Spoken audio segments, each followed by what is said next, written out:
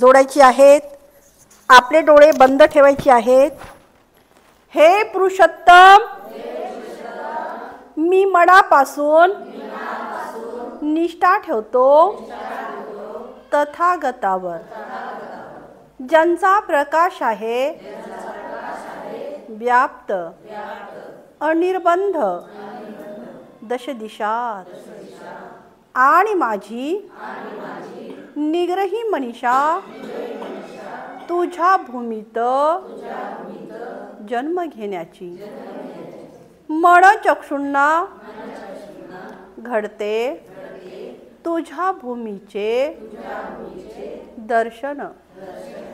तेव्हा त्रैलोक्यातील सर्व भूमीत तिची श्रेष्ठता जाणतो. आकाशा समान सर्व समावेशक ती तुझी भूमी आहे. ती अनंत आणि असीम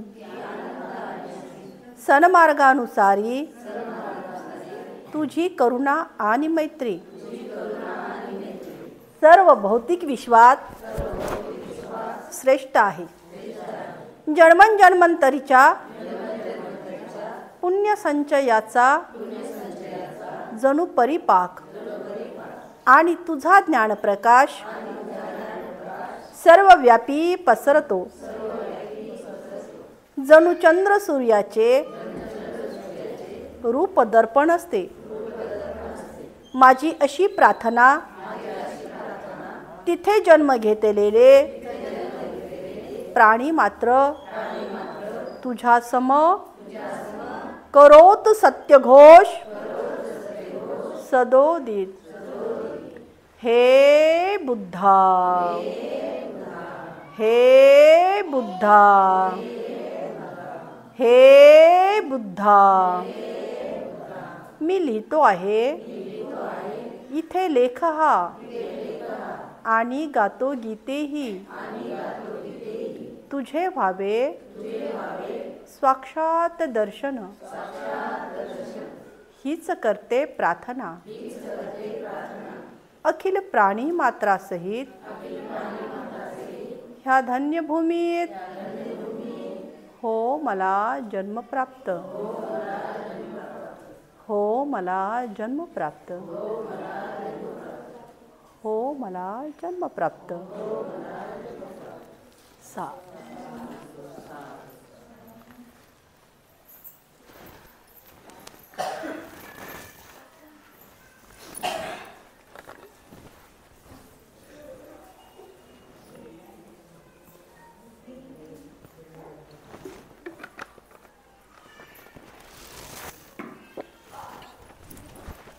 भगवान बुद्ध आणि त्यांचा धम्म या ग्रंथाचं या ठिकाणी पठन होत असताना आपण या ठिकाणी तथागतांनी आपल्या या धम्माचं वर्गीकरण केलेलं आहे. ते म्हणजे 3 विभागामध्ये हे वर्गीकरण केलेलं आहे. पहिलं म्हणजे धम्म, दुसरं अधम्म आणि तिसरं सदधम्म. तर आपण या ठिकाणी धम्म पाहिलेला आहे, अधम्म पाहिलेला आहे, आणि आज आपण या ठिकाणी पाहणार आहोत सदधम्म. सदधम्म म्हणजे काय? सदधम्म म्हणजे काय पाहत असताना पहिला या ठिकाणी आहे की मनाची मलिनता दूर करणं म्हटलं म्हणजे सदधम्म. एकदा तथागत भगवान बुद्ध श्रावस्ती नगरीमध्ये राहत असताना कौशल देशाचा राजा प्रसेनजित याच्या या निवासस्थानी असताना आपल्या रथातून उतरून भक्तिभावाने आणि तो त्या ठिकाणी गेला आणि तथागतांना विनंती केली की भगवंत माझ्या या नगरीमध्ये माझ्या घरी या ठिकाणी भोजन दानासाठी यावे.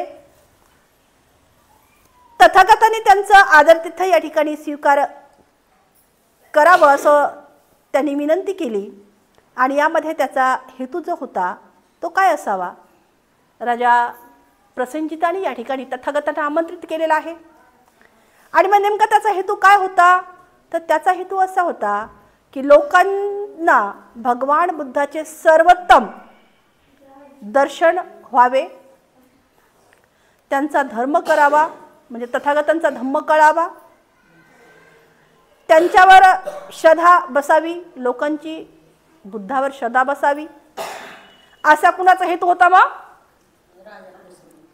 राजा प्रसेनजिताचा हेतू होता. भगवान बुद्धांनी त्यांचे आमंत्रण स्वीकारले आणि दुसऱ्या दिवशी सकाळी आपल्या सर्व भिक्खू संघासह कौशल देशामध्ये प्रवेश केला आणि 4 रस्ते ओलांडून पूर्वनियोजित स्थानी येऊन विराजमान झाले. भोजन संपल्यानंतर राजाच्या विनंतीनुसार 4 रस्त्यावर एका मोठ्या श्रोत समूहासमोर तथागताने आपला धम्म उपदेशाला प्रारंभ केला. आता 4 रस्त्यावर जे आहे या ठिकाणी काय झालेलं आहे? 4 रस्ता म्हणजे चारी बाजूनी या ठिकाणी रस्ता जात आहे. 4 रस्ता म्हणजे चौक, 4 रस्ता म्हणजे चौक. आणि त्या प्रसेनजित राजाने त्या 4 रस्त्यावर अर्थातच त्या चौकामध्ये तथागतांच्या धम्माचा संदेश जो आहे किंवा उपदेश त्या ठिकाणी करण्यासाठी तथागतांना तिथे आमंत्रित केलेलं आहे. आणि तथागत त्या ठिकाणी आता आलेले आहेत आणि त्या आसनावर त्या ठिकाणी ते जाऊन आपल्या धम्माचा उपदेश करत आहेत. आता धम्माचा उपदेश करत असताना त्याच रस्त्याने 2 व्यापारी जाऊ लागले.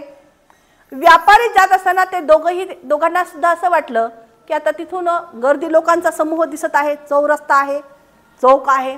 जाता जाता दोघंही जे आहेत त्या ठिकाणी थांबलेले आहेत. थांबलेले असताना ते 2 व्यापाऱ्याच्या मनामधले जे भाव आहेत, आता आपणही या ठिकाणी एवढ्या संख्येने आहोत, वेगवेगळ्या भावना ज्या आहेत किंवा चित्तवृत्ती ज्या आहेत किंवा मनामध्ये वेगवेगळे विचार प्रत्येकाच्या असतात आणि तशा 2 व्यापाऱ्याच्या सुद्धा मनामध्ये विचार आलेले आहेत. एका व्यापाऱ्याच्या मनामध्ये असा विचार आला की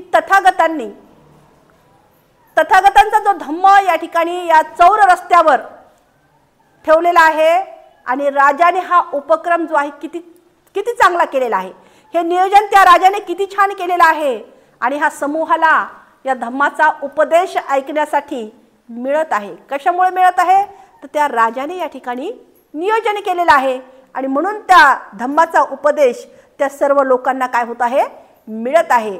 आणि ह्या राजाने किती छान केलेला आहे असं तो एक काय म्हणतो? एक व्यापारीचा विचार असे आहेत. अशा व्यापार तो म्हणतो की भगवान बुद्ध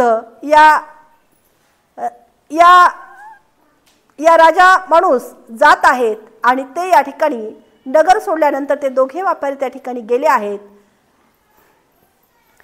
आणि तिथे आलेले असताना एकाच्या मनामध्ये असा विचार आला की असल्या धर्मसिद्धांताचा उपदेश सार्वजनिक रीतीने घडून आणावा.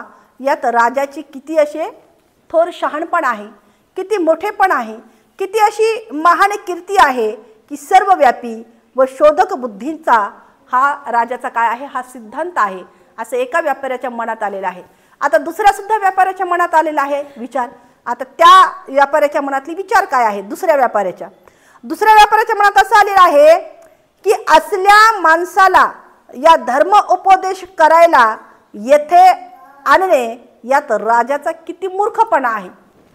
2 व्यापाराचे 2 विचार या ठिकाणी विभक्त म्हणजे वेगळे वेगळे वाटले. एकाचा जो विचार आपल्याला कसा वाटला? चांगला वाटला. दुसऱ्याचा विचार जो आहे तो दूषित वाटलेला आहे.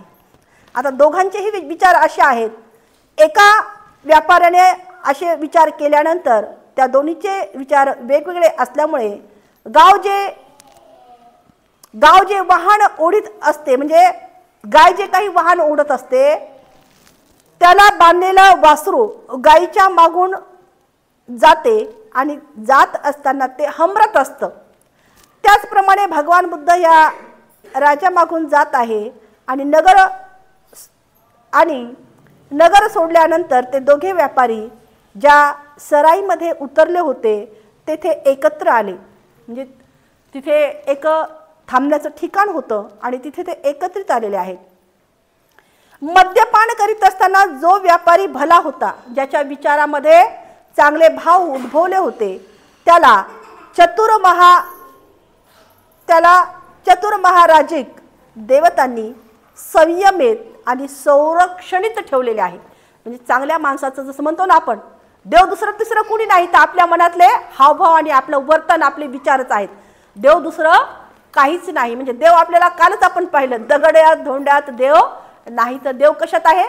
माणसामध्येच देव आहे. त्याचे जे विचार आहेत त्या विचारामुळे त्याला जी दुर्गती प्राप्त होणार होती ती झालेली नाही, तर त्याला या ठिकाणी तो भला होता. त्याच्या या चतुर महाराजिक देवताने संयमित आणि संरक्षित, म्हणजे संरक्षण त्याचं केलेलं आहे किंवा संरक्षित ठेवलेलं आहे. तर त्याच्या उलट काय झालेलं आहे? दुसरा एक व्यापारी होता ना, ज्याच्या विचारामध्ये वेगळे विचार आले होते, ज्याने राजाला म्हटलेलं आहे की हा या ठिकाणी तथागतांचं या ठिकाणी जे काही उपदेश ठेवलेला आहे आणि हे राजाचा किती मूर्खपणा आहे, असं दुसऱ्या व्यापाऱ्याने म्हटलं होतं. आणि दुसरा व्यापारी जो आहे तो पिशाच्याने पिसाळल्याप्रमाणे एकसारखा काय झाला? तो पितच राहिला. शेवटी झोप लागल्याने तो गुत्त्याच्या जवळच्या रस्त्यावर पडला. जवळच्या रस्त्यावर काय झाला? तो पहुडला किंवा पडला. आणि मग दुसऱ्या दिवशी सकाळी त्या पहिल्या व्यापाऱ्याच्या गाडीखाली तो रस्त्यावर पडलेला व्यापारी जे आहे सारथ्यानं न दिसल्यामुळे चिरडला गेला आणि तिथेच तो मरण पावला. पहिला व्यापारी जो आहे, ज्याचे विचार चांगले होते, तो पहिला व्यापारी एक इतर देशात आला, म्हणजे दुसऱ्या देशात आला असताना त्या देशाचा एक पवित्र, म्हणजे एक गणिक जो अश्वाने त्याच्या पुढे गुडघा वाकवल्यामुळे तो त्या देशाचा राजा म्हणून त्याची निवड झालेली आहे. त्या व्यापारीची काय झाली? तर राजा म्हणून निवड झाली आणि त्याच्या सिंहासनाधिष्ठित त्याला सिंहासनावर बसवण्यात आले. आता त्यानंतर या आपल्या या जीवनाला मिळालेली ही शिकवण किंवा ही कलाटणी मनात ठेवून, म्हणजे माझ्या काय जीवनाला जी काही कलाटणी मिळालेली आहे, माझा जे काही कायापालट झालेला आहे, ही शिकवण कुणाची होती? तर तथागताची होती. आणि ही शिकवण त्याच्या मनामध्ये पुन्हा प्रफुल्लित झाली. आणि ही शिकवण जी आहे, ह्या शिक्षणामुळे माझ्या जीवनामध्ये कलाटणी आलेली आहे, ही विचार त्याच्या मनामध्ये आले आणि तो भगवान बुद्धाकडे गेला. आणि आपल्या देशात सुद्धा बुद्धांनी यावे असं भगवंतांना तो काय केलेला आहे, त्यांनी विनंती केली. आणि भगवंतांनी आपल्या प्रदेशात उपदेश करण्यासाठी त्यांनी आमंत्रित केलेलं आहे. बुद्धाने त्यावेळी म्हणजे जगतवंदनीय बुद्धाने त्या दुष्ट वृत्ती व्यापाऱ्याच्या मृत्यूचे आणि जो चांगला व्यापारी होता त्याच्या त्या सद्गुणी व्यापाऱ्याच्या भरभराटीचे कारण त्या सर्वांना या ठिकाणी सांगितले. मग काय आहे? असं भरभराटीचं कारण सांगत असताना बुद्ध म्हणालेले आहेत, मन सर्वाचं मूळ आहे. तर मनामध्ये त्यांचे विचार आले होते. मन काय आहे? तर मन हे सगळ्याचे मूळ आहे. मन हे स्वामी आहे. मनच काय आहे? तर स्वामी आहे. मन हेच सगळ्या गोष्टीला कारण सुद्धा आहे.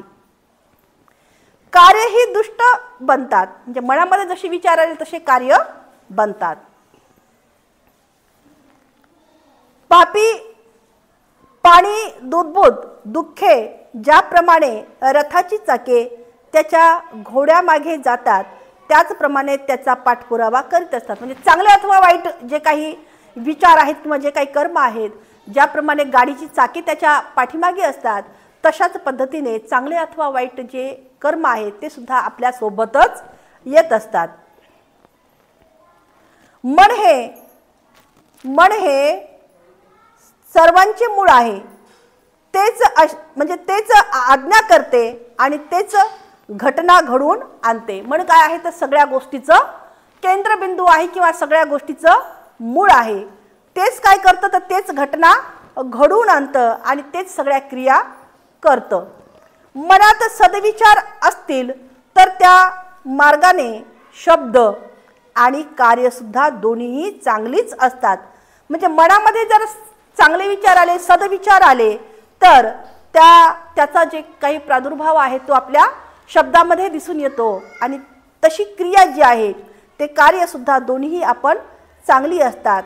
आणि अशा या सदाचारापासून उद्भवणारे सोग पदार्थाच्या सावलीप्रमाणे सदोदित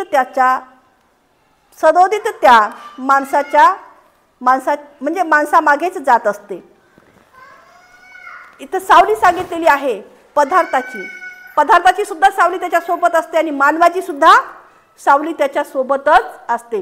ज्या पद्धतीने रात्रंदिवस मानवाची सावली आपल्या सोबत असते तशाच पद्धतीने मानवाने केलेले चांगले कर्म केले, चांगल्या क्रिया केल्या तर ती क्रिया आपल्या सोबतच त्या सावलीप्रमाणे येते. जर आपण वाईट कर्म केले तर ते वाईट कर्म सुद्धा आपल्या त्या सावलीप्रमाणेच आपला पाठपुरावा करत असतात. आणि म्हणून हे शब्द ऐकून तो राजा, त्याचे प्रधान आणि इतर सगळे जे काही आहेत त्या लोकांनी भगवान बुद्धांना धर्म दीक्षा ग्रहण केली आणि ते त्यांचे शिष्य झाले. म्हणजे सगळ्यांनी त्या ठिकाणी त्या लोकांनी या धम्माची काय केली आहे, दीक्षा घेतलेली आहे आणि धम्माचा त्यांनी या ठिकाणी शिष्य झालेली आहेत. अशा पद्धतीने या ठिकाणी तथागतांनी काय सांगितलेलं आहे तर मन काय आहे तर मन सगळ्या गोष्टीचं केंद्रबिंदू आहे किंवा मनच सगळ्या गोष्टीचं मूळ आहे. जग हे धम्मराज्य बनवणे. मग धम्माचे नेमके प्रायोजन काय आहे याची भिन्न धर्मांनी भिन्न भिन्न अशी उदाहरणे दिलेली आहेत. माणसाला ईश्वर प्रणितीचा मार्ग लावून त्याला आपल्या आत्म्याच्या मोक्षाचे महत्त्व शिकविणे हे सामान्य वरील प्रश्नांना उत्तर देते. बहुतेक सर्व धर्म जे आहेत म्हणजे बहुतेक धर्म 3 प्रकारच्या राज्यासंबंधी बोलतात. पहिलं राज्य जे आहे ते म्हणजे काय आहे तर स्वर्ग, दुसरं आहे नरक आणि तिसरं आहे इहलोक असं बाकीची बोलतात.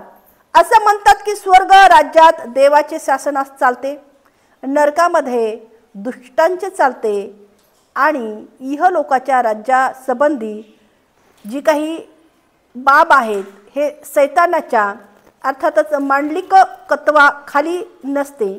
त्याप्रमाणे देवाचे हे सार्वभौमत्वाची त्यावर पसरलेली नसते. अर्थातच बाकींच्याबद्दल जे आहे या ठिकाणी सांगितलेलं आहे. काही धर्मामध्ये स्वर्ग राज्य प्रत्यक्ष ईश्वराच्या या शासनाखाली असल्याचे तेथे या ठिकाणी सांगितलेलं आहे किंवा ते धर्मराज्य आहे असं म्हटलेलं आहे. इतर काही धर्मात या स्वर्ग राज्य हे इहलोकी असत नाही, ते फक्त स्वर्गचित्र दुसरे नाव आहे. जो कोणी ईश्वर आणि त्याच्या प्रेषितावर श्रद्धा ठेवतो त्यालाच तेथे पोहोचता येते. स्वर्गलोक पोहोचल्यानंतर त्या धर्मनिष्ठांना जीवनातील सर्व भोगविलास तेथे लाभतात. सर्व धर्म असे उपदेशतात की या स्वर्ग राज्याची प्राप्ती हे प्रत्येक माणसाचे साध्य असावे आणि ते कसे साधावे हे सांगणे त्या सर्व धर्माचे कार्य असावे. धर्माचा उद्देश काय आहे? आता भगवंतांनी या ठिकाणी बाकीच्यांनी असं सांगितलेलं आहे. काय सांगितले? 3 मध्ये वर्गीकरण केलेलं आहे. पहिलं म्हणजे काय सांगितलेलं आहे? स्वर्ग, दुसरं नरक आणि तिसरं इहलोक ते सांगितलेलं आहे. तर बुद्धाने जे आहे या सगळ्यापैकी वेगळं सांगितलेलं आहे. बुद्धाने जे आहे आपल्या धर्माचा नेमका उद्देश काय असला पाहिजे हे सांगितलेलं आहे. याचा भगवान बुद्धांचे उत्तर या ठिकाणी कसं आहे तर अगदीच वेगळं आहे. जीवनाचा उद्देश काहीतरी काल्पनिक स्वरूपाची प्राप्ती आहे असे त्याने लोकांना सांगितलेले नाही किंवा तुम्हाला हे प्राप्त होणार आहे ते प्राप्त होणार आहे असं बुद्धांनी कधीही सांगितलेलं नाही. त्यांचं म्हणणं असं आहे की धर्माचे राज्य इहलोकीचे आहे आणि त्यांची प्राप्ती धर्मशील आचरणानेच घडते. म्हणजे धम्माचे जे काही राज्य आहे ते इहलोकीचे आहे आणि त्याची जर प्राप्ती करायची असेल तर तुम्हाला आचरण करावे लागेल. ते आचरणानेच काय होते? घडते.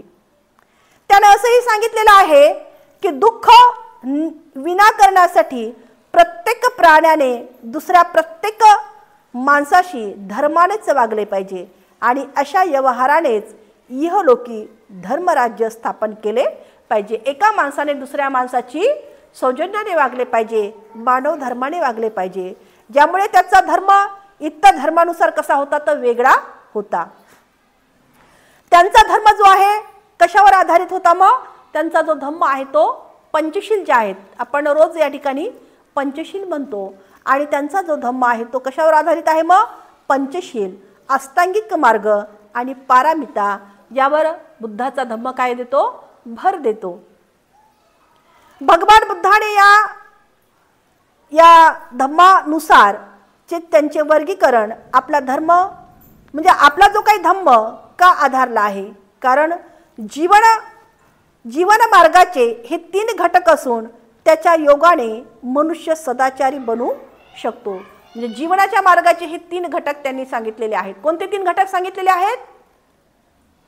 कोणते 3 घटक सांगितलेले आहेत? बोला रंजना, कोणते 3 घटक सांगितले? आत्ताच सांगितलं ना ते? आपल्या धम्माचं सांगते, बुद्धाने 3 मार्ग सांगितलेले आहेत। कोणते सांगितले?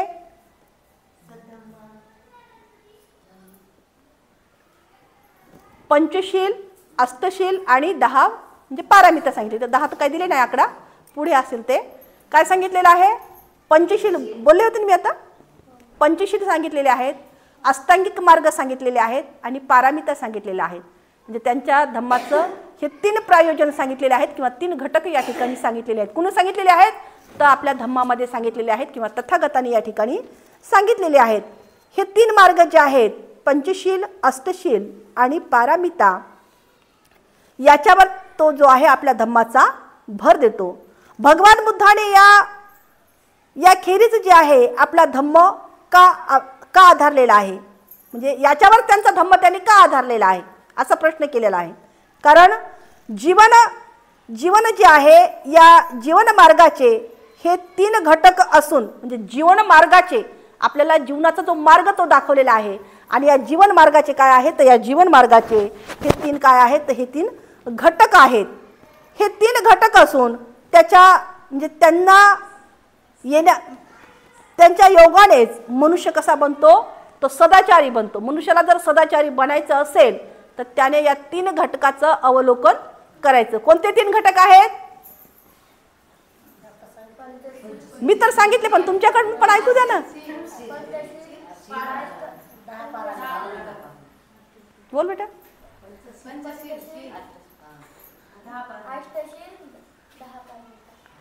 बरोबर आहे। पंचशील सांगितलेले आहेत, अष्टांगिक मार्ग किंवा अष्टशील सांगितलेले आहेत आणि पारामिता या ठिकाणी सांगितलेल्या आहेत। ह्या 3 वर आपण आरूढ झालो तर आपण सदाचाराच्या मार्गाने आपण वाटचाल करू। माणसाचे दुःख हे माणसातील अनुचित व्यवहाराचाच परिणाम आहे। माणसाला दुःख का उद्भवतं?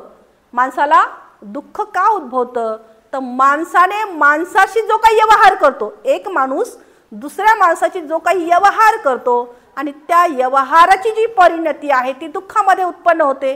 त्याचा व्यवहार कसा करतो याच्याने काय होतं? माणसाला दुःख आणि वेदना देत असतो। म्हणजे तो व्यवहार कसा करतो याच्यावर काय आहे त्याचं परिणाम अवलंबून आहे। आणि म्हणून एका माणसाने दुसऱ्या माणसाने दुःख हे माणसातील अनुचित व्यवहाराचा काय आहे तर परिणाम आहे। अनुचित म्हणजे दूषित व्यवहाराचा परिणाम आहे। हा अनुचित व्यवहार आणि त्यापासून उद्भवणारी दुःखे ही धर्मानेच नाहीशी होऊ शकतात। म्हणजे माणूस जो काय अनुचित व्यवहार करतो, अनुचित व्यवहार करत असताना त्याला जर सुधारायचं असेल तर त्याच्यापासून उद्भवणारं जे काही दुःख आहे त्याला आणि हे दुःख जर त्याचं सावरायचं असेल तर काय आहे तर धम्म जे आहे हा धम्म जो आहे तोच जो आहे त्याला काय करू शकतो? सावरू शकतो। आणि म्हणूनच या धम्मानुसार उपदेश करून भागणार नाही तर त्याने माणसाने आपल्या व्यवहारात सदाचाराची किती आवश्यकता आहे हे त्याच्या मनावर पूर्णपणे ठरविले पाहिजे। म्हणजे या सदाचाराची आपल्या जीवनामध्ये किती आवश्यकता आहे तर त्या माणसाने आपल्या चित्तामध्ये आपल्या मनामध्ये ठरवलं पाहिजे। ही सदाचरणाची आवश्यकता माणसाच्या मनावर ठरवण्यासाठी धर्माला इतरही काही कार्य करावी लागतात असे तो म्हणतो। धर्माने माणसाला आचरणात योग्य कुशल कर्म आणि हे ओळखायचे आणि त्या आधारे आचरण करण्याचे शिकवले पाहिजे। म्हणजे धर्माने काय शिकवलं पाहिजे तर माणसाला कुशल कर्म कशा पद्धतीचे करायचे हे शिकवलं पाहिजे आणि कुशल कर्म त्यांनी ओळखले पाहिजे। धम्माचे आचरण हे अयोग्य कोणते हे ओळखले पाहिजे आणि ते करण्यासाठी टाळलं सुद्धा पाहिजे। ह्याशिवाय अतिशय महत्त्वपूर्ण असे माणसाचे धम्माचे 2 उपदेश या ठिकाणी भगवान बुद्धाने सांगितलेले बेटा लाईट लाव भगवान बुद्धाने या ठिकाणी सांगितलेली आहेत। तर अशा पद्धतीची हे 2 सांगितलेले असताना बुद्ध या ठिकाणी सांगतात की धम्मात पहिला उद्देश म्हणजे माणसाला प्रार्थना, धार्मिक विधी, यज्ञ याज्ञ आणि वेगवेगळ्या ज्या काही या ठिकाणी शिकवणूक शिकवल्या जातात त्याच्या नैसर्गिक प्रवृत्तीला वळण लावणे म्हणजे संस्कृत करणे। देवदाह सुत्तामध्ये तथागत भगवान बुद्ध जैन धर्माची चर्चा करताना भगवान बुद्धाने हा उद्देश स्पष्ट केला आहे की जैन धर्माचा संस्थापक असे मानित असे की सर्व वैश्विक सुखकर अथवा दुःखकर अनुभव हे गत जन्मी केलेलं काय आहे तर गत जन्मी केलेलं कर्माचं फळ आहे। कोण म्हणत आहे हे जैन धर्म सांगत आहे।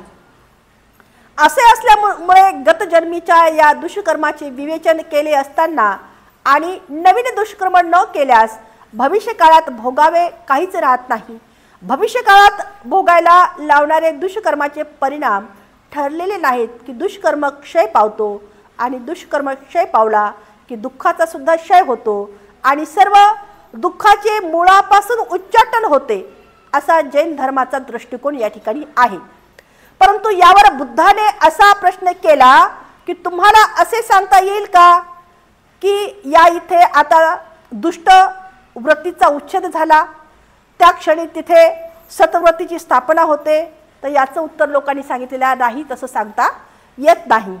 तेव्हा बुद्धांनी विचारलं की जोपर्यंत तुम्ही दुष्टवृत्तीचा त्याग करून सतवृत्तीचं अवलोकन करणार नाहीत तोपर्यंत गत दुष्कर्माचे विवेचन आणि नव्या दुष्कर्माचा प्रारंभ न करणे या क्रियेला काय अर्थ आहे। भगवान बुद्धाचं मत असं होतं की धर्मातील एक गंभीर तो दोष होता आणि सतवृत्ती हीच चिरस्थायी चांगुलपणाचे अधिष्ठान आणि हमी आहे। म्हणजे सतवृत्ती म्हणजे सदाचार आणि चांगलं वर्तन जे आहे किंवा सतवृत्ती जी आहे ही सतवृत्ती कशी आहे तर चिरस्थायी आहे, चिरकाळ टिकणारी आहे। चांगुलपणाचं जे अधिष्ठान आहे हे चांगुलपणाचं अधिष्ठान आणि हमी आहे आणि म्हणून भगवान बुद्धाने चित्ताच्या साधनेला म्हणजेच मानसाच्या वृत्तीला सुसंस्काराचे वळण लावण्याला अगदी पहिले स्थान दिलेलं आहे। म्हणजे माणसाच्या मनावर चांगले संस्कार घडण्याला, चांगले संस्कार टाकण्याला त्यांनी अगदीच पहिलं असं स्थान दिलेलं आहे। धर्माचा जो दुसरा उद्देश या ठिकाणी बुद्धांनी सांगितलेला आहे तो म्हणजे अत्यंतिक महत्त्वाचा या ठिकाणी आहे। तो म्हणतो एखादे तत्व उचित म्हणून समजल्यावर जरी कोणी साथी नसला तरी धैर्याने त्या तत्वाच्या मार्गापासून विचलित न होता, जरी कोणी सोबती नसेल तरी या ठिकाणी त्या धर्माच्या मार्गाने विचलित न होता एकटंच त्या ठिकाणाहून काय व्हायचं आहे आरूढ व्हायचं आहे, तिथे विचलित व्हायचं नाहीये। सुल्लेख सुत्तामध्ये बुद्ध सांगतात, सुल्लेख सुखामध्ये या ठिकाणी बुद्धाने या मुद्द्यावर भर दिलेला आहे। तेथे ते म्हणतात जरी दुसरे लोक हानिकारक वर्तन करीत असले तरी तुम्ही मात्र हानिकारक वर्तन करता कामा नये। जरी दुसरे लोक हानिकारक कृत्य करीत असले तरी तुम्ही तसे करता कामा नये। अशा या निश्चयाने तुम्ही आपले मन निर्मल बनवले पाहिजे। म्हणजे तुमचं मन तुम्ही कसं बनवलं पाहिजे तर स्वच्छ आणि निर्मल बनवले पाहिजे. जसं आपण आरशामध्ये आपण स्वतःची प्रतिमा पाहतो. आपण आपली प्रतिमा पाहत असताना जशी प्रतिमा आहे तशीच ती आरशामध्ये दिसते. जसे दुसरे लोक हत्या करत म्हणजे दुसरे लोक जर हत्या करत असतील तर तुम्ही मात्र तसे करता कामा नये. दुसरे लोक चोरी करत असतील तर तुम्ही मात्र करता कामा नये. दुसऱ्या लोकांचे जीवन श्रेष्ठ नसेल तरी चालेल, परंतु तुमचं जीवन मात्र तुम्ही श्रेष्ठच बनवलं पाहिजे. दुसरे लोक खोटं बोलत असले तरी, निंदा करत असले तरी, जोरजोराने निषेध करीत असले तरी, व्यर्थ बडबड करीत असले तरी तुम्ही मात्र तसे करता कामा नये. जरी दुसरे लोक लोभी असले तरी तुम्ही मात्र लोभी असता कामा नये. दुसरे लोक जर द्वेष करत असतील तुम्ही मात्र द्वेष करता कामा नये. दुसरे लोक मिथ्या दृष्टीचे, मिथ्या संकल्पनाचे, मिथ्या वाणीचे, मिथ्या क्रियाचे, मिथ्या समाधीचे असले तरी मात्र तुम्ही तसं करता कामा नये. तर तुम्ही जे आहे काय करण्यासाठी सांगितलेलं आहे, तर तुम्ही मात्र तुमची दृष्टी कशी पाहिजे, मग सम्यक दृष्टी, सम्यक संकल्प. आपल्या संकल्पाबद्दल बोललो होतो ना, संकल्प कसा असावा बोललो होतो का. तर सम्यक दृष्टी सांगितलेली आहे. आपली दृष्टी कशी असावी, सम्यक संकल्प सांगितलेला आहे. आपला संकल्प जो आहे चांगला असावा, सम्यक असावा, सम्यक स्मृती असावी, सम्यक समाधी असावी आणि सम्यक कर्म असावे, सम्यक आजीविका असावी, सम्यक व्यायाम असावा, सम्यक स्मृती असावी, सम्यक समाधी असावी. अर्थातच काय आहेत, हे अष्टांगिक मार्ग आहेत. या अष्टांगिक मार्गापासून विचलित होणार नाही. जरी दुसरे लोक आणि सत्य आणि निर्वाण याबाबत चुकत असले तरी तुम्ही मात्र निर्वाण त्याचा मार्गापासून विचलित होता कामा नये. दुसऱ्या लोकांमध्ये जरी आळस आणि तंद्री असेल तरी तुमच्यामध्ये मात्र आळस तंद्री म्हणजे झोप असता कामा नये. जरी दुसरे लोक गर्विष्ठ असले तरी तुम्ही मात्र विनम्र असलं पाहिजे. जरी दुसरे लोक शंकाकुल असले तरी तुम्ही मात्र निशंक असले पाहिजे. दुसऱ्या लोकांमध्ये लोभ, क्रोध, द्वेष, मच्छर, कृपणता, लोभ, ढोंग, कपट, निर्बुद्धी, उद्धटपणा, आगाऊपणा, दुष्ट संगत, आळशीपणा, अश्रद्धा, निर्लज्जपणा, सत असत, विवेकाचा अभाव, अडाणीपणा, निष्क्रियता, गोंधळ, शहाणपणा इत्यादींचा अभाव आणि दोघांनी मुक्त म्हणजे इतर या दोघांनी सुद्धा मुक्त असले तरी तुम्ही मात्र या दोषाच्या विरोधीच असले पाहिजे आणि हे गुण अंगी बनवले पाहिजे. दुसरे लोक जरी लौकिक वस्तूंना चिकटून असले म्हणजे भौतिक वस्तूंना चिकटून असले तरी त्यावरील आपली पकड सैल होऊ देत नसले तरी तुम्ही मात्र त्या वस्तूंना न चिकटता त्यागशील राहिले पाहिजे.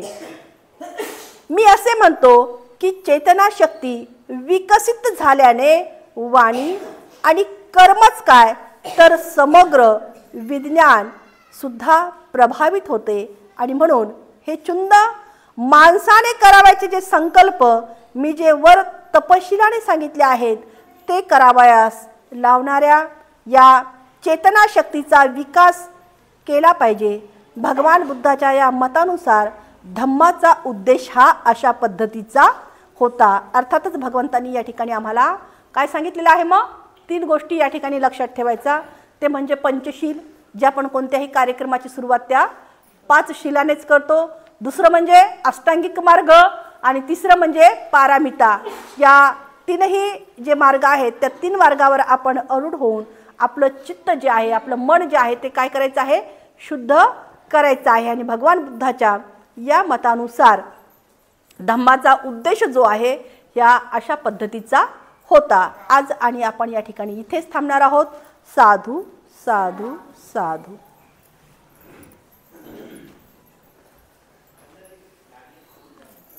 प्रतिज्ञा आपण करूया. जीवसृष्टी आहे असीम, ती भवसागर पार नेण्याची. प्रतिज्ञा आपण करूया. आपणात दोष संख्य ते नष्ट करण्याची. प्रतिज्ञा आपण करूया आहेत सत्य अनंत ती पूर्ण आकलण्याची। प्रतिज्ञा आपण करूया भगवान बुद्धांचा अतुल्य मार्ग तो संपूर्ण साध्य करण्याची। प्रतिज्ञा आपण करूया डॉक्टर बाबासाहेब यांचा मार्ग पुढे पुढे नेण्याची। साधू साधू साधू।